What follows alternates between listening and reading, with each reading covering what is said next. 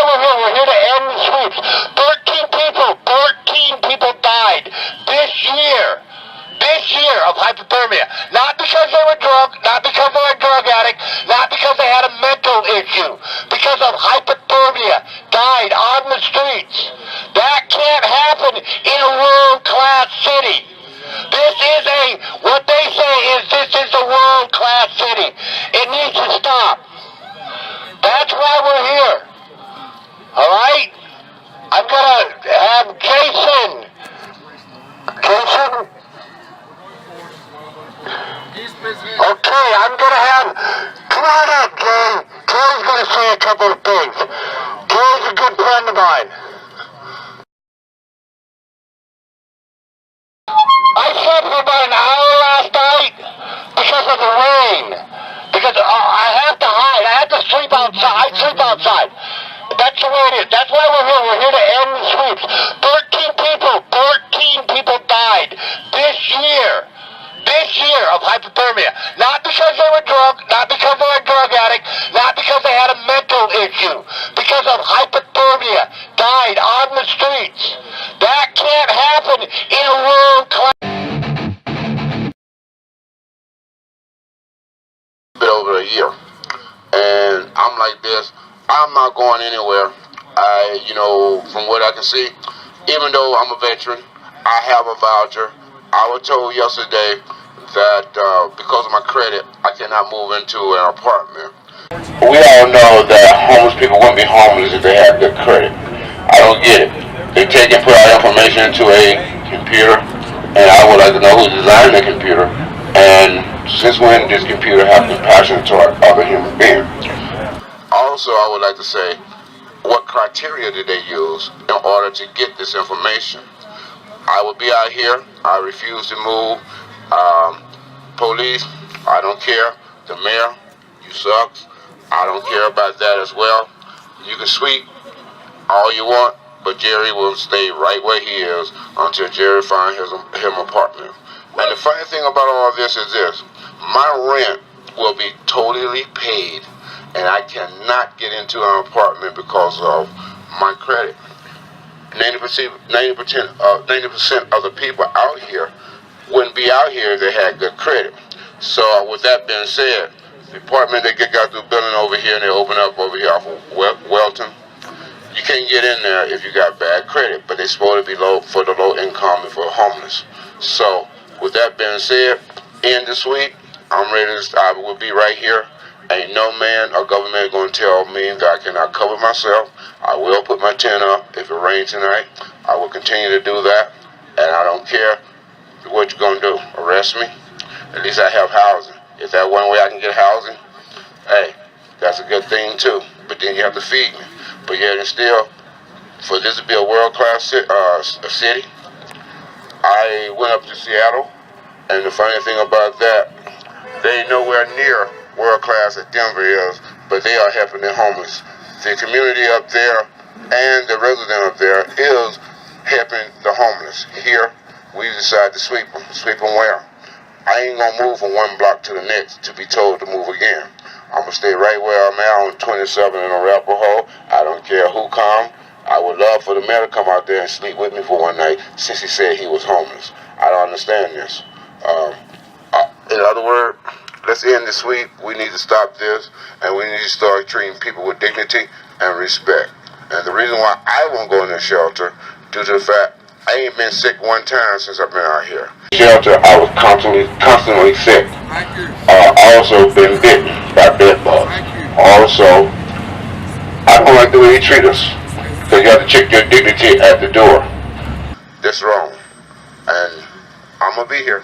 And so anytime you wanna come on down Mayor Hancock and sleep beside me, and especially this winter when it get cold, I want you to see what you have created here. This is almost like being in a third world country, to where we treating people with disrespect, disdain. This is wrong, and you know you is wrong because you won't even come out here and talk to D-Ho or any one of the homeless people out here to try to get an answer for this. There are many ways that we can help the homeless, and one way we have to think outside of the box. in order to get back into the box. We need tents and cattlemen to where they can put their tents up on a piece of land so that they can survive, so they can go on with their life. Hey, it's not a shame to have tents up. Seattle is doing it, and we got other places doing it up in Portland. They are helping. We got property that's been sold off to move the homeless away from downtown to the outskirts of the city. That's wrong too. No man is going to tell me that I don't have a right to cover myself, when I can think, when I can do things on my own. With that being said, y'all have a good day. May God bless you.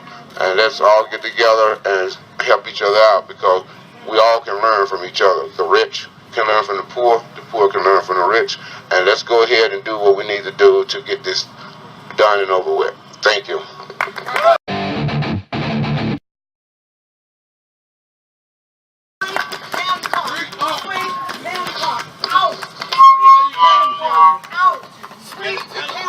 Hello everyone, my name is Gary Anderson. I am a lead plaintiff in this case. The one thing I want to say here real quick is, this isn't just on the politicians and the community of Denver. This is also on the homeless community too. We gotta take care of our part also, people.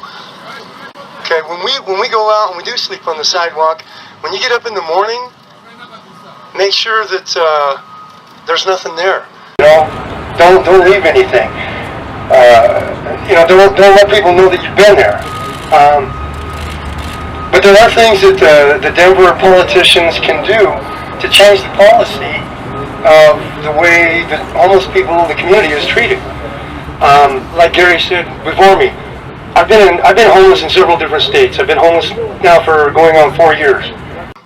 Praise God, just recently I obtained employment, so that's a plus. But the thing is that I've been homeless in several different states, and this is by far the worst state I've been in where their policy towards the homeless community. Seattle has a tent city under the freeway.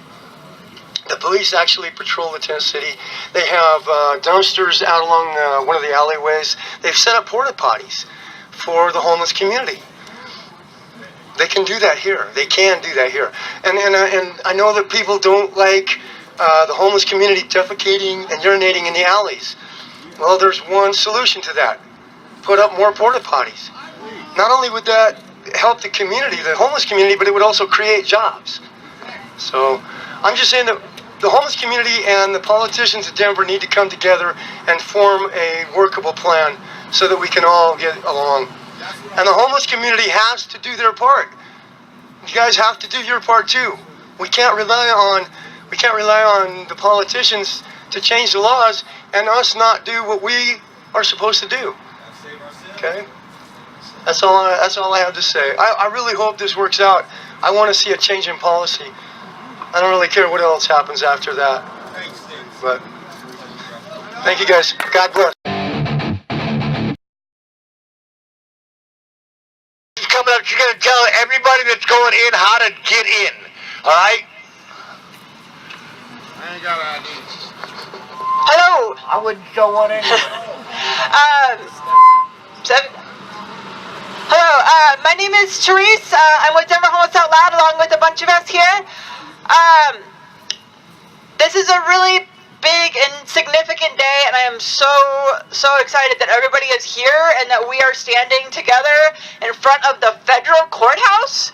Since when did we think that we would be actually taking this to federal court, saying that we have constitutional rights that are being denied? And we, as in just everybody who's living, surviving in the dirt, just getting by with next to nothing, is going to court in that federal building today. So this is awesome. This is a really big deal. I'm so excited that we're here. So just a few things so everybody knows. This is a class action lawsuit against the city of Denver for the sweeps. And in particular, that means for coming through and seizing our property and giving no due process of law for people to keep their property or get their property back based on constitutional rights under 4th, 8th, and 14th Amendment. That's the seizure of property, the cruel and unusual punishment, which in particular relates to the times in which cops have come through and the public works have come through and taken people's stuff in the middle of snowstorms.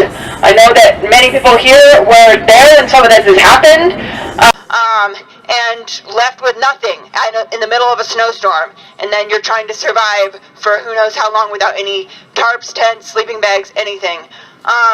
This is the kind of thing that's going on not just last December, but continually. And so this lawsuit is meant to stop this practice. This lawsuit is meant to say, no, we cannot have this go on anymore. We cannot have a city that allows the cops to come through and take everybody's belongings and treat it like trash, and treat people like trash in the process of that. So we're standing up together to say, no, we're not trash, we're people. And here's some things about today. There's a lot of logistics for how to get into that federal court building, because they are very federal. Anyway, okay, a few things. When we get into the court, we have to be our absolute best behavior. We have to be totally silent, sitting quietly like anybody does at a normal court hearing. You can't take pictures, you can't, yell out, you can't make weird gestures, you have to be very quiet and quote-unquote respectful. So that's that when we get in. The things that you can't bring in include basic things like knives or any sort of weapon, no weed, stuff like that, that you can't take into a normal court, you can't take into this court. So if you have any of thing in your bag that you can't take into the federal court, or you think maybe you possibly can't take in, this bus right here belongs to Cannabis Can. Yay! They are awesome, and they do really cool things, include have this bus that has a shower in it that people can take showers in, which is really cool. And today it's going to serve as a storage location. So if you have a bag with you that you don't want to or can't bring into the court, you can come over here and check it in, and Nick will help you put a little tag on your bag with your name so you can check in your bag in here. Other logistic is if you do not have an ID, we actually got the judge to change the procedure and waive the policy for this particular day so we can go into the federal court. Yeah, yay, everybody, that was a big deal. So we got the judge to say that we can go in with if you don't have an ID. So if you do not have a U.S. picture ID, then we're going to make a special line, and you guys will all be still allowed to enter, and please do enter and come, and it's really important that we show that we're having that. And you have to have Jason Flores-Williams, our lawyer, approve you. So you'll write your name on a piece of paper and give it to Jason, and then enter.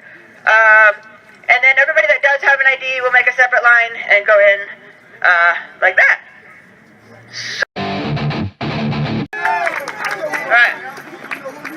Okay, I'm going to just wrap this up with a little joke. All you house people, please be on your best behavior. Please. Thank you.